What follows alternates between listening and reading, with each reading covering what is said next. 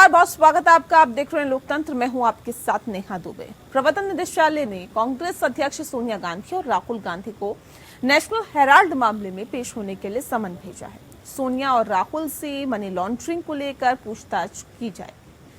राहुल गांधी को 2 जून को पेश होने को कहा गया है, जबकि सोनिया गांधी को 8 जून की तारीख दी गई है। कांग्रेस ने इस पर प्रतिक्रिया देते हुए कहा है कि प्रतिशोध की भावना से मनगढ़ंत आरोप लगाए गए और वो सरकार के सामने नहीं झुकेंगे। वहीं बीजेपी ने भी गांधी परिवार पर निशाना साधा।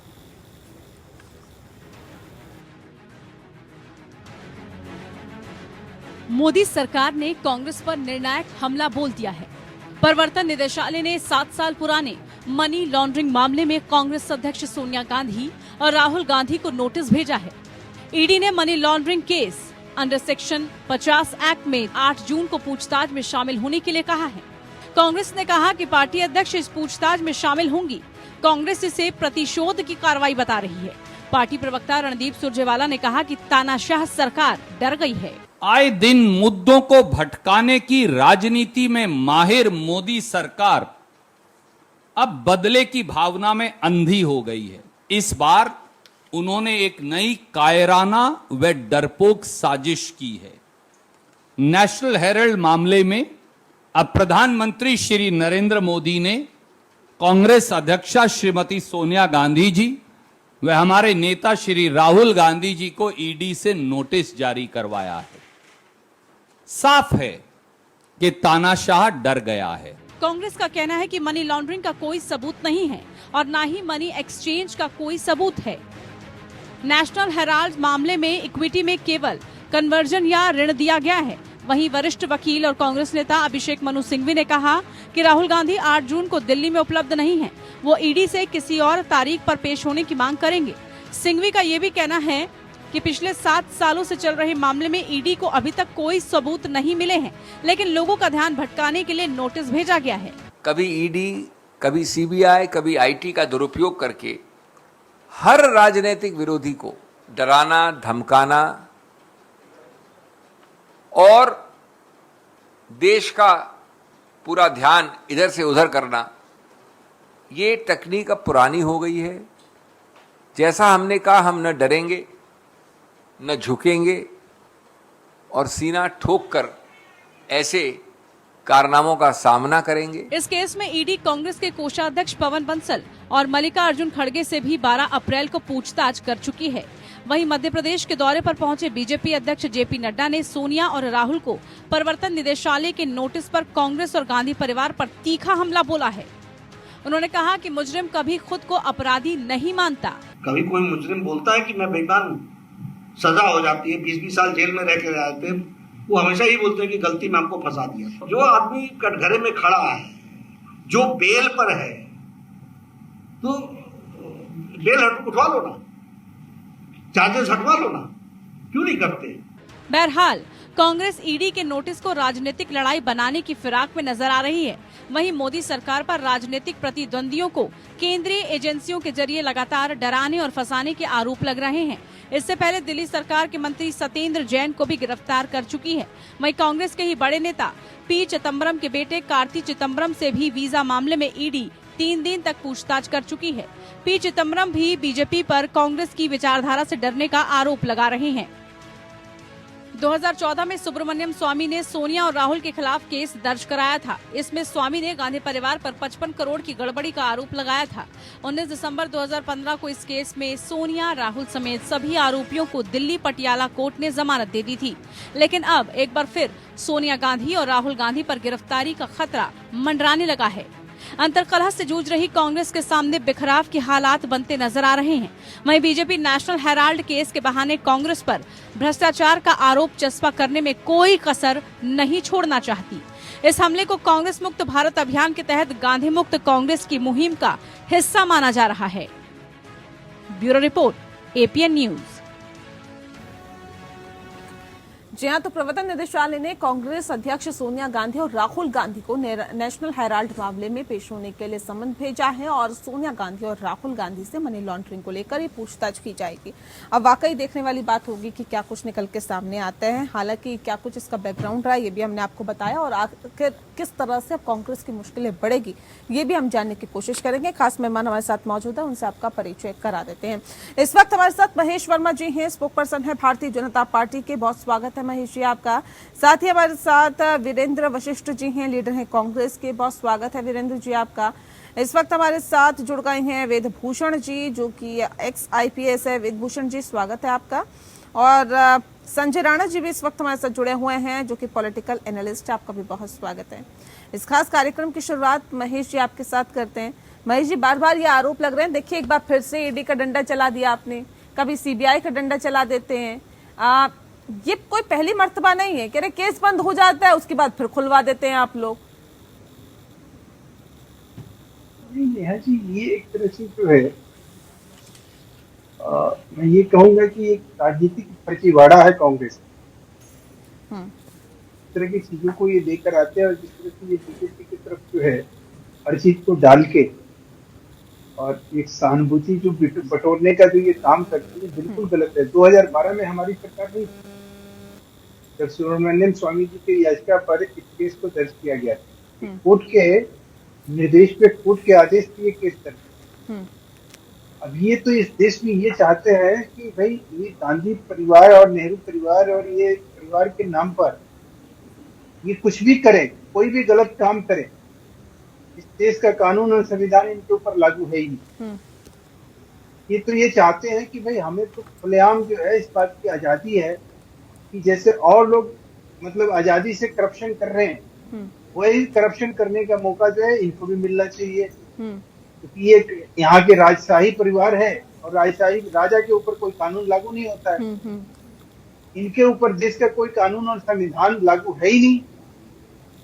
अब सवाल यह है कि ऐसे में जो ईडी है जिसपे ये बेल पे हैं सोनिया जी और राहुल जी, ये उस कोर्ट के आगे जो है बेल क्यों लिए, ये चार्जशीट एक्सेप्ट क्यों किए, ये उस FIR को क्वेश्चन करने के लिए ये गए थे अपना क्या नाम है सुप्रीम कोर्ट तक। सुप्रीम कोर्ट ने कहा कि नहीं तथ्यात्मक सब्सटेंशियल एविडेंस है। आपने 2012 की बात की सर, तब आपकी सरकार थी या नहीं थी ये अलग मैटर है, लेकिन 2015 में तो आपकी सरकार थी जब ईडी ने सबूतों के अभाव में इस केस को बंद कर दिया था। नहीं, हम 2015 में उसी चीज को जब बंद कर दिया था उसी को लेकर चुनौती दी गई। हाई कोर्ट में गए सुब्रमण्यम स्वामी, फिर सुप्रीम कोर्ट गए, उन्होंने कहा कि नहीं ये केस नहीं बंद होगा, सब्सटेंशियल प्रूफ है, ये तो कोर्ट का मामला था। हमने थोड़ी कहा कि भाई 2015 में आप बोल दीजिए ये कर लीजिए। और हमने कहा भी, मैं आपकी बात को बड़ा कर देता हूँ कि हमने कहा भी, तो आपको अगर लगता है कि सब्सटेंशियल प्रूफ नहीं है, मनी लॉन्ड्रिंग का केस नहीं बनता है, इनका आज एक चैनल पे इनके महारथी कहने लगे कि मनी लॉन्ड्रिंग है, मालूम है आपको क्या है कि जो मादक पदार्थों के या जो जुर्म के रास्ते पैसे आते हैं और वो पैसे कहीं लगाए जाते हैं, वो मनी लॉन्ड्रिंग कहा जाता है। तो ये तो कानून को, मनी लॉन्ड्रिंग कानून को जो है इस तरह से मजाक बना के और इस तरह से उसका इंटरप्रिटेशन करके, अभी सिर्फ मनोज सिंघवी जी को या मनी लॉन्ड्रिंग कानून मालूम नहीं है इस देश का। अगर वो इतने बड़े विधि देता है तो वो चले जाए ना, और क्वेश्चन के लिए क्यों नहीं लगाते हैं, क्यों बेल पे है। लेकिन सुरजेवाला तो कह रहे हैं इससे तो साफ तौर पर जाहिर होता है कि तानाशाह डर गया। कौन से तानाशाह डर गया, किस तो चीज के लिए हम या तो सुरजेवाला जानते होंगे या फिर भारतीय जनता पार्टी जानती होगी सर, किस तानाशाह की वो बात कर रहे हैं। समझ में नहीं आ रहा ना कि हम तानाशाही किस बात पे कर रहे हैं। इस देश में संविधान कानून हमारे ऊपर, आपके ऊपर, किसी के ऊपर, सोनिया जी राहुल जी इस देश से बड़े हैं क्या, इस देश के संविधान और कानून से बड़े हैं क्या। सुरजेवाला जी को कोई समझ, उनसे बड़े हो सकते हैं, लेकिन हमारे और आपसे बड़े तो नहीं है ना। देश का कानून संविधान उनके लिए ताक पे रख दिया जाए, ईडी उनसे कोई पूछताछ ना करे, वो ईडी के दफ्तर में ना जाए। अभी तो उनके दामाद भी गए, तब भी बौखलाहट हुई, हमारे दामाद से क्यों पूछा जा रहा है, जो जमीन कांड हुआ। तो ये तमाम गलत काम ये करे तो पूछताछ क्या हमसे और आपसे होगी। ठीक है वीरेंद्र वशिष्ठ जी, पूछताछ करना गलत है क्या सर? एक सेकंड रुक जाइए। अब पूछताछ करना गलत है क्या? आप लोग को क्यों ऐसा लगता है ईडी सीबीआई का दुरुपयोग किया जा रहा है केंद्र सरकार के जरिए? अगर अभिषेक मनु सिंह भी कहते हैं कि हम ना डरेंगे ना झुकेंगे, सीना ठोक कर मुकाबला करेंगे, क्या क्या संदेश देने की कोशिश वो कर रहे हैं? वीरेंद्र जी,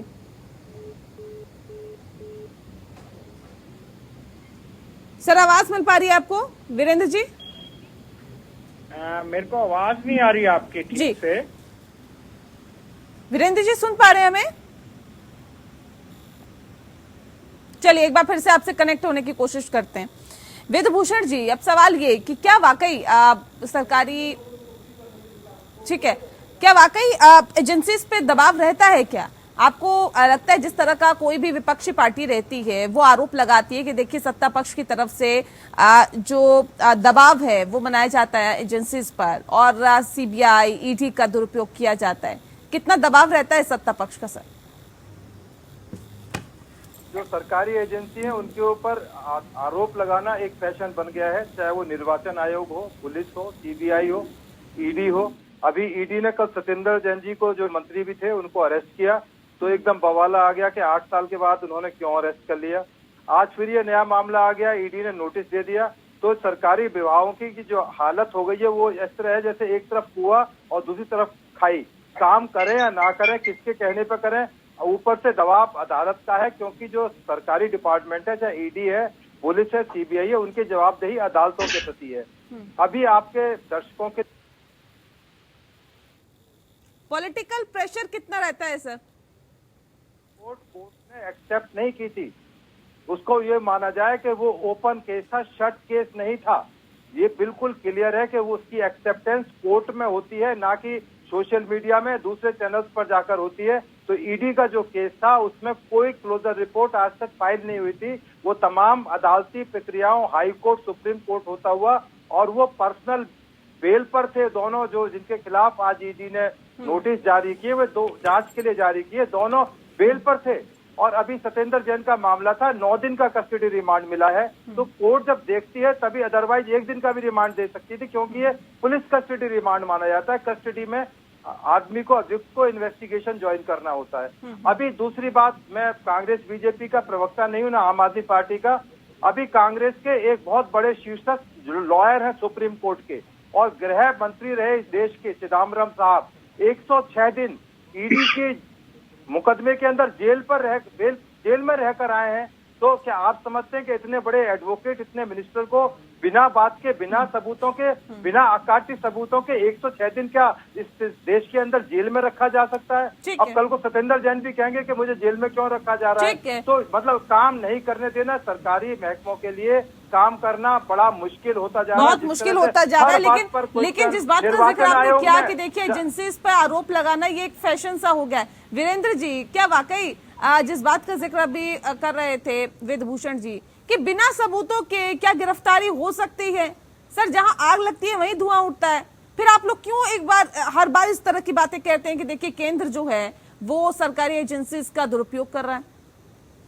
देखिए, मैं आप सबको नमस्कार करते हुए कहना चाहता हूं, अभी आप सबने देखा है कि आर्यन खान वाले केस में एक बच्चे को एक जो मेंटल ट्रॉमा फेस करना पड़ा, और खुद एनसीबी कह रही है कि जो इंक्वायरी ऑफिसर थे, हमारे इन्वेस्टिगेशन ऑफिसर, उन्होंने ये केस बनता ही नहीं था, फिर भी किसी को तंग किया गया।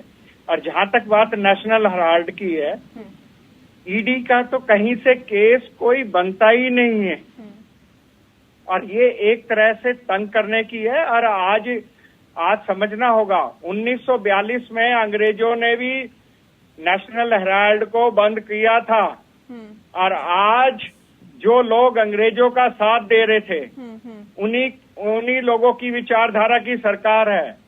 और मैं कहना चाहता हूँ, चाहे कितना ही कर लें, कांग्रेस पार्टी डरने वाली नहीं है, ना डरेंगे ना झुकेंगे।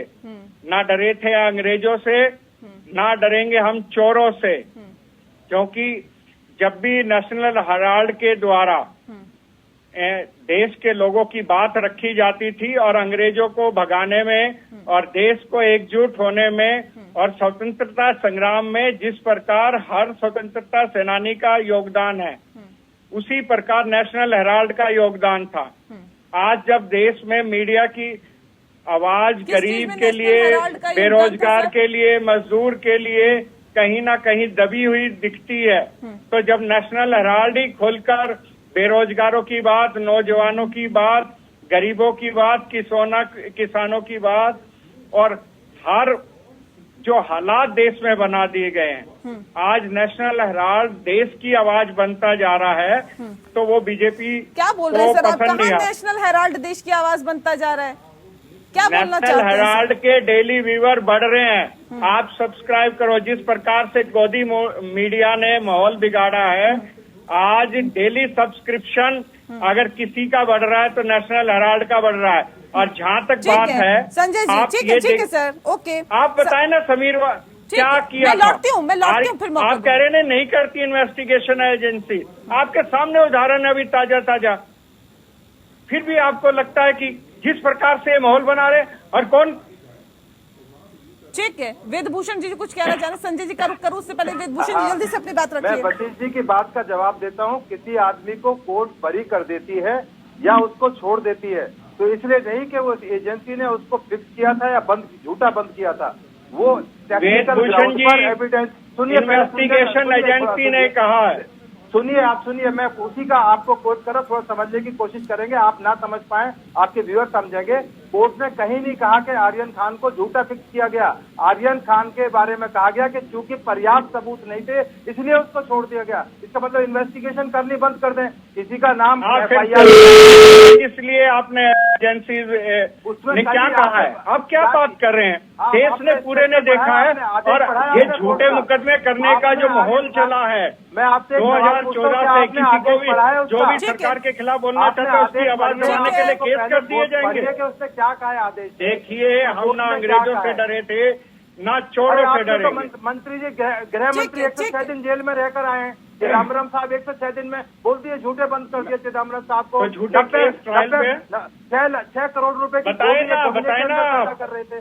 6 करोड़ की गोभी एक गमले के अंदर पैदा हो रही थी। बताइए 6 करोड़ की गोभी कैसे एक गमले के अंदर पैदा कर दी? आप वो चमत्कार बताइए। हम भी आज से गोभी पैदा करना शुरू कर आप यहाँ बैठ के झूठ बोलने के लिए आए हैं? नहीं, आप बताइए, इन बातों पे कुछ हुआ हुआ? 6 करोड़ रुपए की गोभी क्यों झूठ के आधार पर जीना चाहते हैं? आप बताइए ना, सत्य बोलो, सत्य बोलो। ये बताइए, एक सेकेंड, 1942 में अंग्रेजों को हमने भारत छोड़ो आंदोलन का नारा देके भगाया था और अब देश को बचाने के लिए 2022 में हम भारत छोड़ो आंदोलन चालू किया। भारत जोड़ो आंदोलन से डर के सरकार ये कर रही है। इस तरह से डिबेट नहीं होगी। भारत जोड़ो आंदोलन चिंतन शिविर में होके रहेगा और देश एक होके रहेगा। वीरेंद्र जी, वेदभूषण जी, वो प्लीज चिंतन करने के लिए अनुरोध लंदन करती हूँ गए सर हुए आप लोगों से, इस तरह से मत करिए प्लीज, एक एक करके रखिए अपनी बातों को। मैं यही कह रहा हूँ, नेताजी लंदन में बैठकर चिंतन शिविर में ठीक है। संजय जी, क्या प्रतिशोध की भावना से गिरफ्तारी हो सकती है? क्या प्रतिशोध की भावना से आरोप लगाए जाते हैं? क्या प्रतिशोध की भावना से सबूत भी इकट्ठे किए जा सकते हैं? क्या ऐसा होता है कि हमारे भी नेहा जी कांग्रेस के प्रवक्ता शायद कुछ चीज कानून का ज्ञान उनका थोड़ा सा कम है, इस वजह से इस तरह की टिप्पणियां कर रहे हैं। हमें इस तरह की टिप्पणियां कोर्ट या खुद वकालत करता हूँ, आपको नहीं पता तो मत बोलिए। आप प्रोटेक्ट करो ना, सुप्रीम कोर्ट में जाओ। वो हम तो कह रहे हैं, हम डर रहे हैं। ऐसा नहीं होता, हम जाएंगे बाकी सुनने ऐसे नहीं, हम प्लीज। सुन के कह रहे हैं, हम ना अंग्रेजों से डरे ना चोरों से डरेंगे। अंग्रेजों से डरे। कौन चोर है यहाँ पे? भाई साहब कितना बोलोगे? नहीं, चोर कौन है यहाँ पे? पहले ये बताओ, आप किसको बोल रहे हैं? वकील है या क्या नहीं है? वकील है तो कोर्ट में जाइए, बताइए उनको। तो हम तो कह तो रहे हैं हम पेश होंगे। किसने मना किया? हमने। कौन डर रहा है? वकील साहब ना डरे थे चोरों से, ना डरेंगे चोरों से। खत्म करो ना ये कोई ये चोर कौन है? चीज समझ में नहीं चोरी किसने की है? कौन जेल पे है? 21 आजादी की बात पता करो किसने किया। तुमने आजाद कराया। संजय जी एक सेकंड, कायदे से बात कीजिए। संजय जी, वीरेंद्र जी, वेदभूषण जी और महेश जी, देखिए आप लोगों से एक सेकंड रुक जाइए सर। मैं अनुरोध कर रही हूँ सर, शालीनता के साथ इस डिबेट को करिए। ऐसे नहीं होता है कि आपका जो मन आएगा आप बोलते रहेंगे। और बिल्कुल। अच्छी भाषा इनको का इस्तेमाल गाली करिए। देने के लिए बैठाएंगे क्या? ऐसे शब्दों का इस्तेमाल मत करिए। नहीं, गाली देने के लिए। ये चोर चोर किसको कह रहे हैं? नहीं ठीक है, ऐसे ये शब्दों सभ्य का आदमी इस्तेमाल है, मत सभ्य करिए। आदमी है, ये वकील वीरेंद्र है, जी, ये पढ़ा लिखा आदमी है।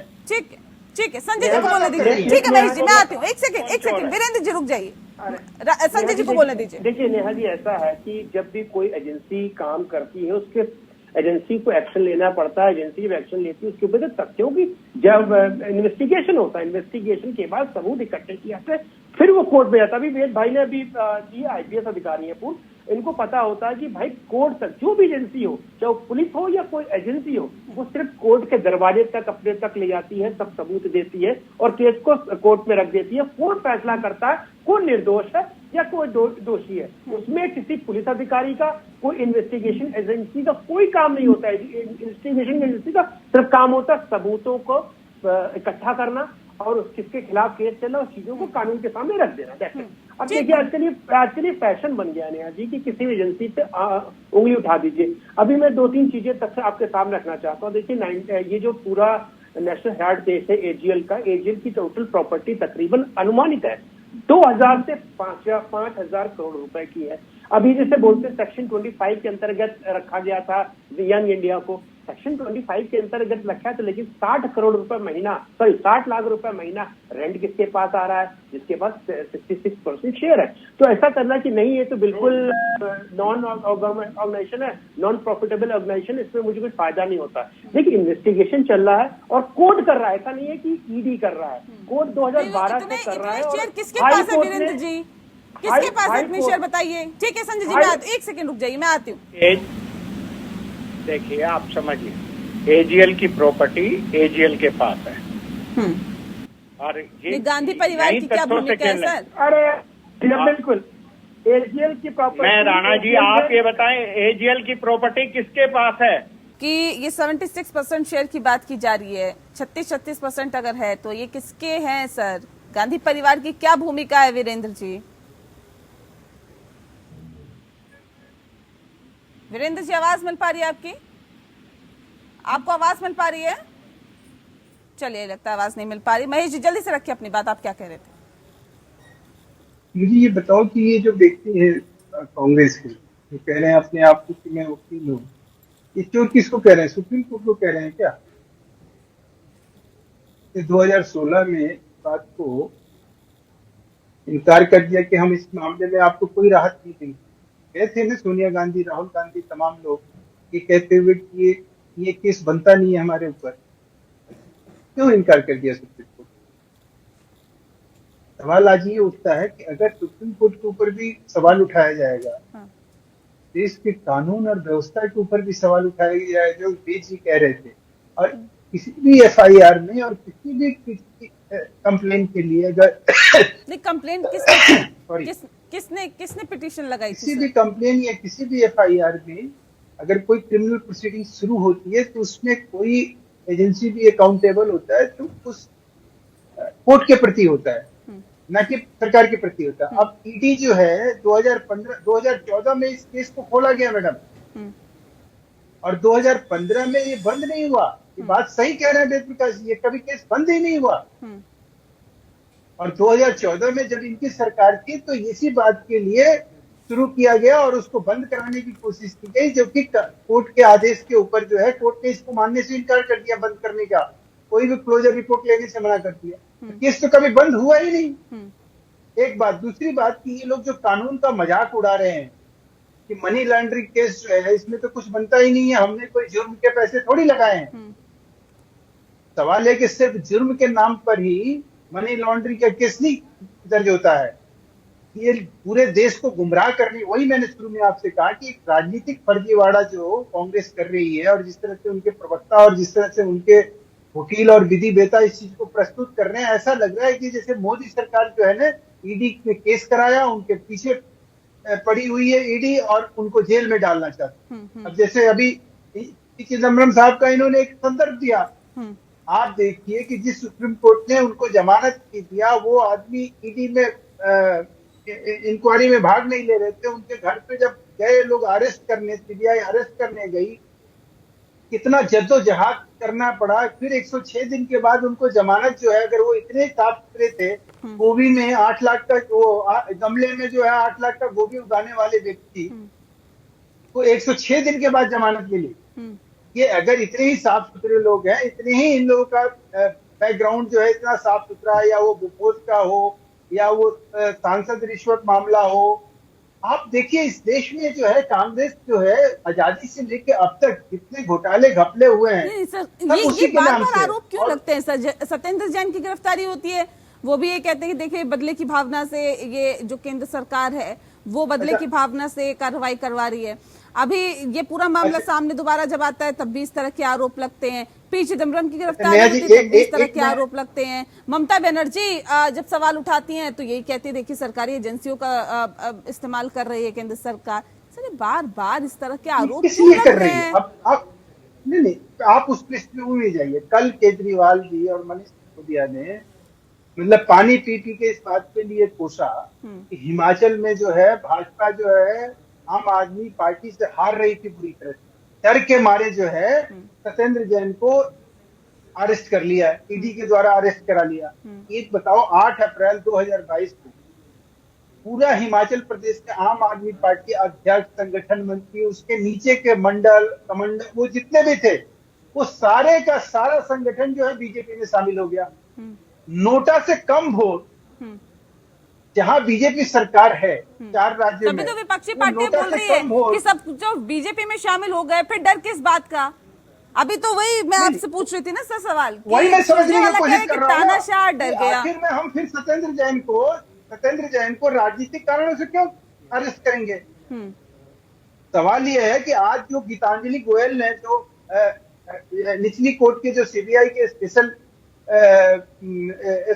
जज हैं, उनका क्या था ऑर्डर में कि सही तथ्यों की जानकारी के लिए ये गिरफ्तारी आवश्यक है। ये कौन कह रहा है? बीजेपी गवर्नमेंट कह रही है क्या? मोदी गवर्नमेंट कह रही है? तो कोर्ट कह रहा है कि ये गिरफ्तारी बहुत जरूरी थी क्योंकि इसमें और लोग भी आने हैं, जो तथ्य हैं, जो सब्सटेंशियल प्रूफ है, एविडेंस है, उससे साफ झलकता है कि इसमें और लोगों की भी संलिप्तता हो सकती है। ये तो अभी किंग पिन है। इनके साथ अब इसमें बौखलाहट किसकी बढ़ेगी? चोर के दाढ़ी में तिनके वाली बात कहां से निकल के आ रही है? वो वहां से आ रही है जब केजरीवाल और मनीष सिसोदिया इस पे बौखला के कह रहे हैं, अरे ये तो पकड़ लिया, अरे ये तो पकड़ लिया, इन लोगों ने ऐसे कर दिया, इन लोगों ने वैसे कर दिया। ठीक है। अब ये जो है आंच जहां पड़नी है, इस सच का आंच जहां पड़नी है, वो लोग बौखला रहे हैं। और ये भ्रष्टाचार के क्रांतिकारी, इनसे पूछिए ये इससे बड़े पुजारी भ्रष्टाचार के और इस देश में कौन बना? इतिहास बदल दिया इन्होंने। सवाल तो यही उठते हैं ना कि सारे कांग्रेस के नेता, बाकी पार्टियों के नेता सब भ्रष्टाचार में लिप्त है, लेकिन भारतीय जनता पार्टी के नेता कोई भी भ्रष्टाचार में लिप्त नहीं है। सवाल तो ये भी उठते हैं ना सर, ऐसे क्यों आखिर क्या? इसलिए क्योंकि भारतीय जनता पार्टी के केंद्र में सरकार है, इसलिए भारतीय जनता पार्टी के नेता सरकार है। नहीं, सरकार का मतलब क्या? इस देश में कानून और संविधान नहीं है, इसमें कोर्ट कचहरी नहीं है, इसमें यहाँ कोई मतलब है ही नहीं, सब चीज कोलैप्स कर गया है। हम और आप बात कर रहे हैं, हमारी आपकी अभिव्यक्ति जो है वो मतलब क्या बोलते हैं, वो सरकार के कहीं दबाव में है। आप ये जो चैनल, ये जो काम कर रही है सरकार की वजह से कर रही है, तो यही आरोप आपके ऊपर भी लगेगा। सर ये आरोप मैं नहीं लगा रही ना, ये तो बाकी विपक्षी पार्टियां आरोप लगा रही है, और जब आप विपक्ष में थे तब आप भी इस तरह के आरोप लगाते थे। मैं कह रहा हूँ कि आप बीजेपी नहीं, आप बीजेपी का माहौल उड़ाइए, लेकिन देश के कोर्ट कानून का माहौल नहीं, हम माहौल उड़ाने वाले कौन होते हैं सर? हम क्यों माहौल उड़ाएंगे? ये तो मैं उन बातों को कोट कर रही हूँ जो विपक्षी पार्टी कह रही है। एक सेकंड में वीरेंद्र जी से सवाल ले लेते हैं, हमारे साथ जुड़ गए हैं। वीरेंद्र जी, ये 76% शेयर किसके हैं सर? आप कहते हैं राहुल गांधी की, सोनिया गांधी की कोई भूमिका ही नहीं है। कैसे भूमिका नहीं है? कैसे उसे नकारा जा सकता है?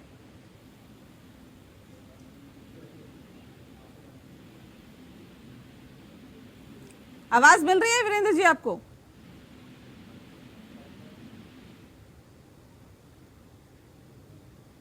गुस्से में ठीक है। वेदभूषण जी, आप कहते हैं कि सर ये जो केस था वो बंद हो गया था, बंद नहीं हुआ था सर, लेकिन ये हमारे पास जो खबरें हैं उसके अनुसार प्रवर्तन निदेशालय ने मनी लॉन्ड्रिंग के आरोपों की जांच शुरू की थी।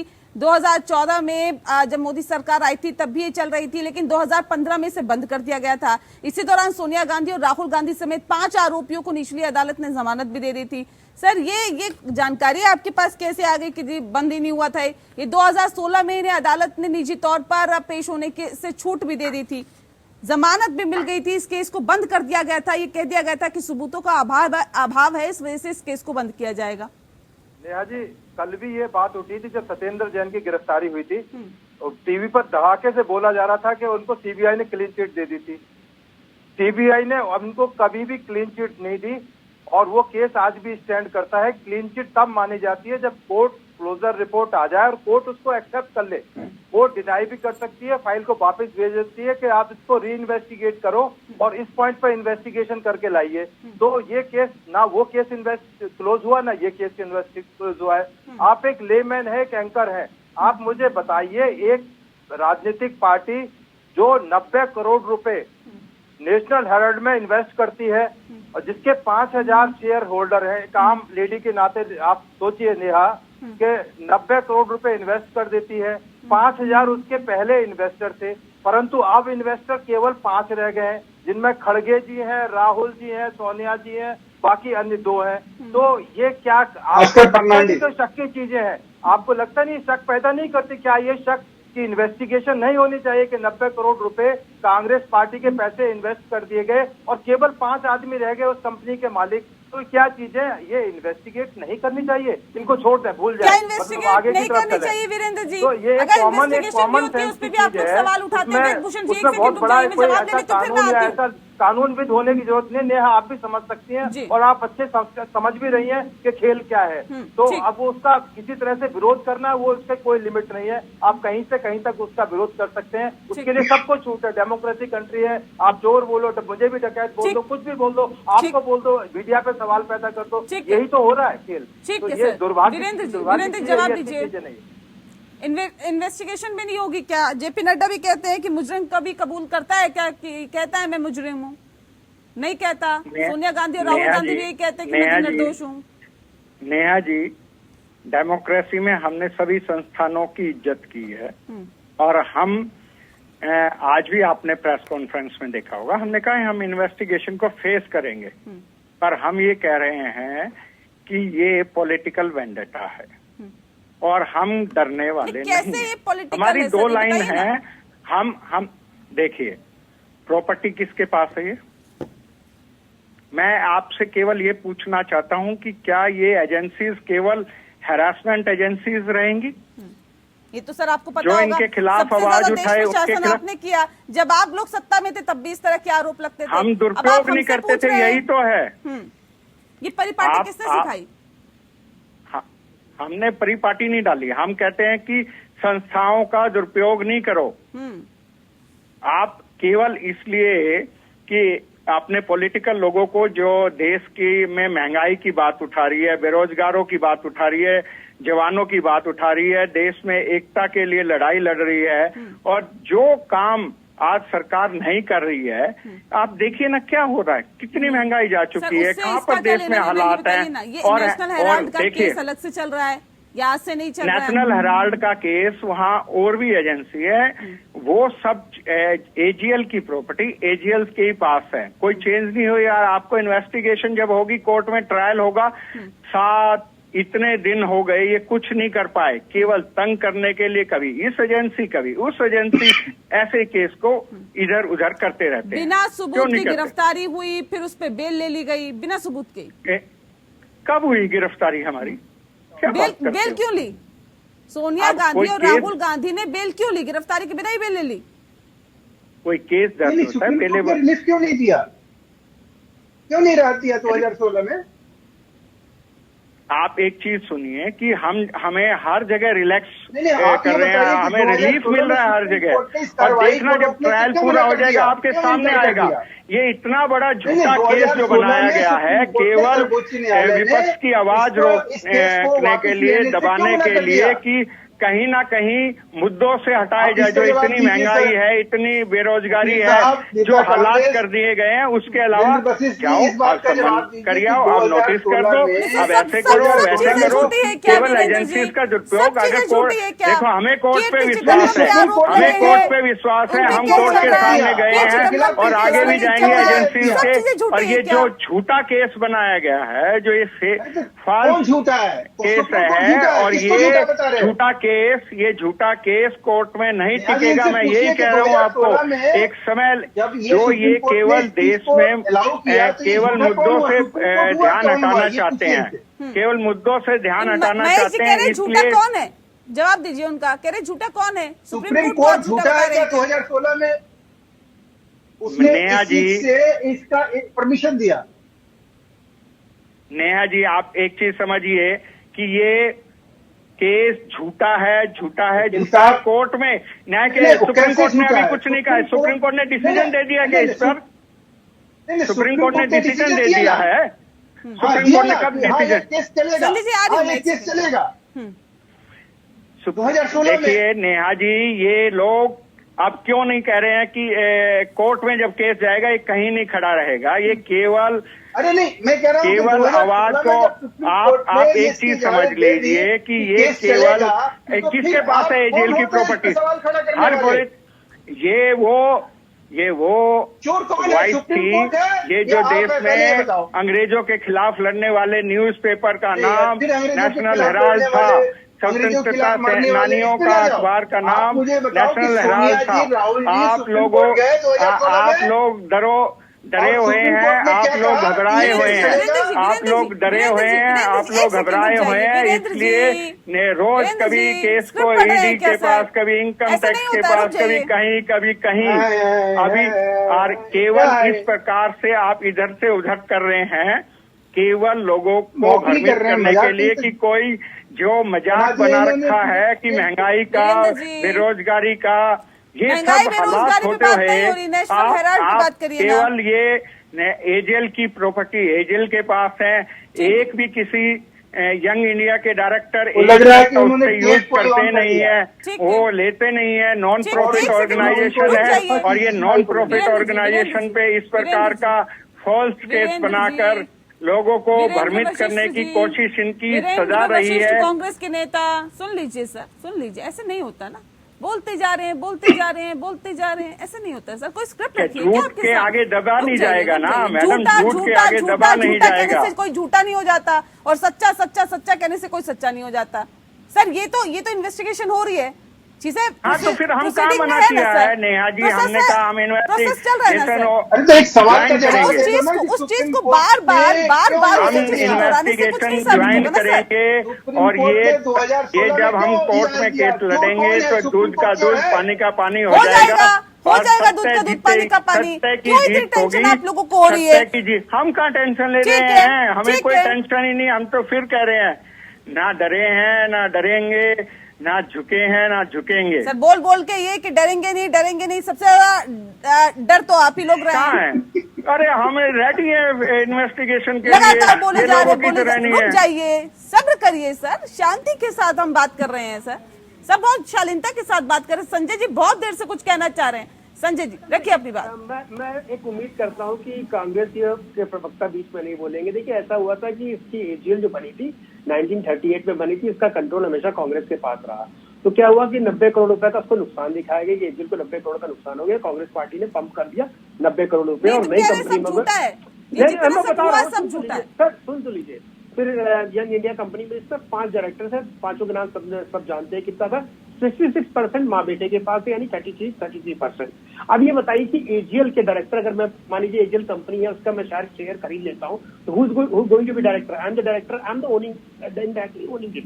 अब ये बताइए उसकी जो टोटल रेंट आता है, सिर्फ रेंट की बात कर रहा हूँ, 60 लाख रुपए महीना, वो कहाँ जाता है? एग्री जो यंग इंडिया बनी है, एग्री सेक्शन जो कंपनी है सेक्शन 25 के अंतर्गत बनी है, जिसके अंदर नॉन प्रॉफिटेबल ऑर्गेनाइजेशन है। लेकिन भैया जो प्रॉफिट तो बात नहीं कर रहे, जो रेंट आ रहा है 60 लाख रुपए, वो तो आ ही रहा है। तो किसके पास जाएगा? It will distribute between directors only, उसमें ही डिस्ट्रीब्यूट होगा ना। क्या बात कर रहे हैं?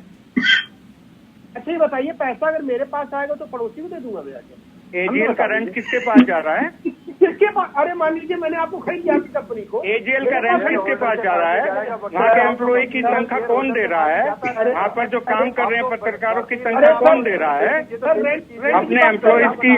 सर अभी अभी आप बहुत बोल रहे थे कि मैं इसका सब्सक्रिप्शन मालूम अरे सर आपको इसका मतलब पता नहीं है, थोड़ा जानकारी रख लीजिए। मैं उस पर बताता हूँ उनका रेंट कहाँ से आ रहा है, उनका सैलरी कहाँ से आ रहा है। किस तरह ऐसा है, वो पेपर है, जैसे आपने बोला इतने ज्यादा सब्सक्रिप्शन बिकने लगे हैं, बहुत ज्यादा ऐड आने लगा है, टीवी चैनल आज तक सारे टीवी चैनल फैल हो गए, सब नेशनल हेराल्ड पढ़ रहे हैं। उससे जो बिकता है उससे सैलरी आती है, उससे लोगों का खर्चा पानी चलता है। हम सिर्फ रेंट की बात करें, जो प्रॉपर्टी से रेंट आता है। सर मैं अभी सैलरी पे नहीं गया हूँ। अच्छा, आप किसी एनजीओ में, आप किसी नॉन प्रॉफिट ऑर्गेनाइजेशन के डायरेक्टर, तो वो पर्सनल हो जाता है क्या? 1 रुपया भी उनके लिए यूज होता है? अच्छा वो पैसा जाता है? आप पढ़ लिए संजय राणा जी, इस प्रकार से नहीं। सर पैसा जाता कहाँ? जाता कहाँ?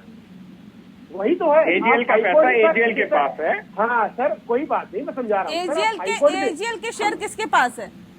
वही तो एजीएल का पैसा एजीएल के पास है। किसके पास शेयर है सर? शेयर किसके पास है? शेयर किसके पास है बताइए ना। नया जी, घूम फिर के बात आ गई ना सर। मतलब यंग इंडिया ऑर्गेनाइजेशन एक नॉन प्रॉफिट ऑर्गेनाइजेशन है। आप फिर वो जो हमने कर्जा दिया था, जो डेथ था, उसको उतारा गया। जब शेयर उनके पास है, गांधी परिवार के पास, तो फिर आप कैसे कह सकते हैं सर कि वो तो पाक साफ है? ये झूठे आरोप है, लगातार आप इस बात को दोहरा रहे हैं।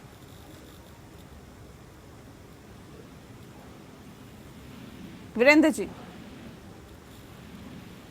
संपर्क उनसे टूट गया, एक बार फिर से हम इनसे कनेक्ट करते हैं। वेद भूषण जी, जिस बात का हम जिक्र आपसे पहले भी कर चुके हैं सर, ये दबाव कितना रहता है पॉलिटिकल, क्या वाकई दबाव रहता है क्या सरकारी एजेंसी उस पर कि जो सत्ता पक्ष है वहां पर हाथ नहीं पहुंचाने हैं, विपक्ष पर नकेल कसनी है, इस तरह का कोई दबाव रहता है क्या?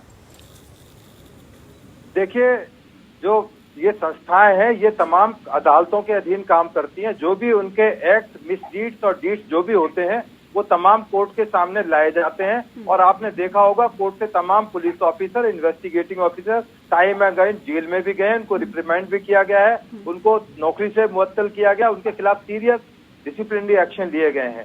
अब ये जो ईडी का मामला है, जो ईडी इन्वेस्टिगेट करती है, केवल डॉक्यूमेंटेशन बेस्ड इन्वेस्टिगेशन होती है। ये जो बाबू की इटली सुब्रमण्यम स्वामी है, ये जो 60 लाख रुपए अभी राणा जी बता रहे थे कि जो इटली की यात्राएं हो रही हैं, अभी चिंतन शिविर के बाद गहन चिंता के लिए लंदन गए हुए हैं, उसका खर्चा कौन दे रहा था, कौन हवाई टिकट दे रहा था, कौन होटल में पेमेंट कर रहा था, वो पर्सनल पॉकेट से था। ये जो 60 लाख रुपए जो बता रहे हैं, ये गरीब लोगों का पैसा है, क्या उससे दिया जा रहा है? यही तो इन्वेस्टिगेशन होनी है। तो इसमें हो जाने दीजिए, इसमें इतनी डर की हंगामा करने की क्या जरूरत है कि मैं इन्वेस्टिगेशन ज्वाइन नहीं करूंगा? अरे भाई, आप इटली जाओ, आप लंदन जाओ, किसके पैसे से जा रहे हो? देश को पता होना चाहिए, ईडी को पता होना चाहिए।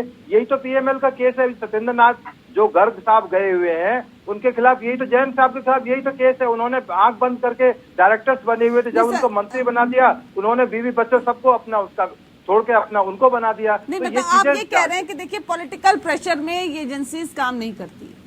नहीं, इतना ज्यादा जितना हंगामा किया जाता है उतना है नहीं ये, क्योंकि अब आदत, मैं तो वही बोल रहा हूँ, फैशन आ चुका है। थोड़ा बहुत होता है। अभी एक बहुत पॉपुलर डायलॉग बन चुका है कि मुद्दों से ध्यान भटकाने के लिए ये अरेस्ट की जा रही है, इन्वेस्टिगेशन की जा रही है, ये तमाम बंद कर दिया। केवल महंगाई पे डिबेट हो, आपने कहा कि जितना ज्यादा बोला जाता है उतना ज्यादा होता नहीं है, मतलब होता है, पॉलिटिकल प्रेशर रहता है।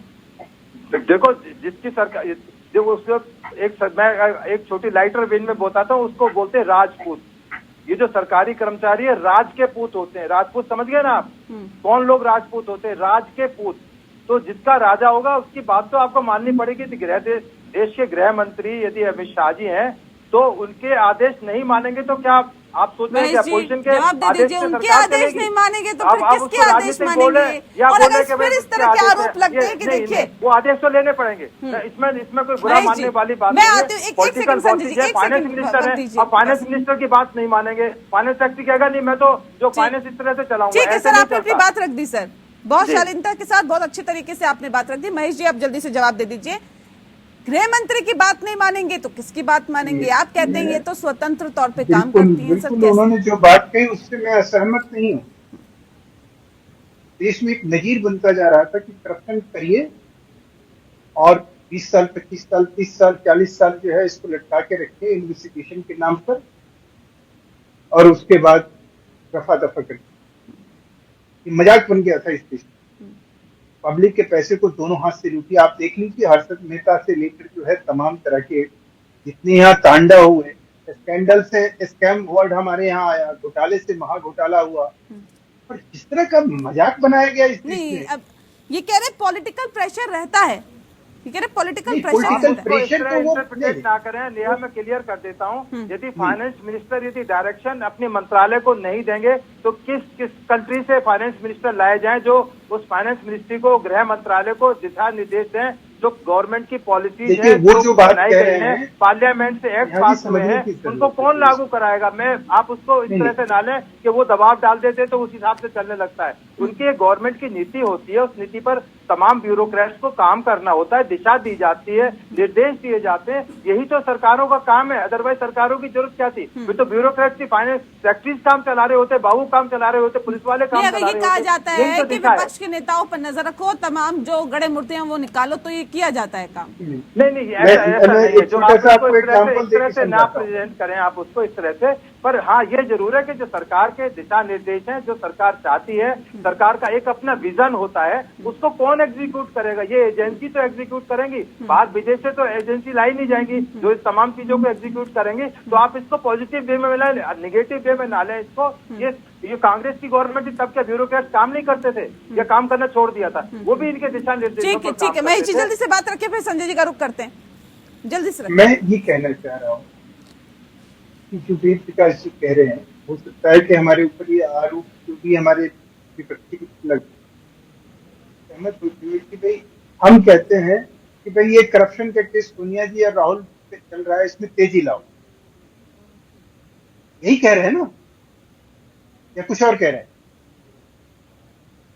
अब मुझे ये बता दीजिए कि भ्रष्टाचार का मामला है, मनी लॉन्ड्रिंग का मामला है, करप्शन का मामला है, अगर इनसे पूछताछ होती है, जो कोर्ट, सुप्रीम कोर्ट ने भी जिस चीज को जो है, जिस कार्रवाई को करने के लिए आदेश दिया हो, अगर उसमें हम तत्परता के साथ, अगर हम सरकार कहती है, कोई हमारे मंत्री कहते हैं कि भाई इस चीज को आप निपटाइए, इसको करिए, तो ये देश हित में है, ये जनहित में है, ये इस देश के संविधान और कानून के अनुरूप नहीं है, इलीगल है। नहीं तो फिर सर ये क्यों कहा जाता है कि स्वतंत्र तौर पे काम करती है एजेंसियां, उसमें सरकार का कोई दबाव नहीं होता? मतलब आप नहीं, स्वतंत्रता का मतलब आप क्या समझ रही है? स्वतंत्रता का मतलब सिर्फ ये होता है कि कानूनी रूप से बातें है, जहाँ वो जवाबदेह है, जहाँ वो अकाउंटेबल है, और वो है कोर्ट के प्रति, जो इन्होंने कहा सीआरपीसी में जो दंड प्रक्रिया है, इसमें अगर कोई एजेंसी जो है वो सिर्फ कोर्ट के प्रति जवाबदेह है, वो किसी सरकार के प्रति जवाबदेह नहीं है।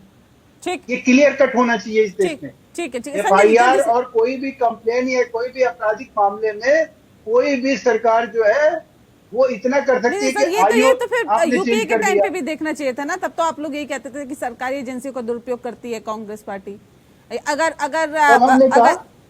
कब कहा सर, यूपीए के टाइम पे आप लोग नहीं कहते थे कि एजेंसी इसकी दुरुपयोग करती है?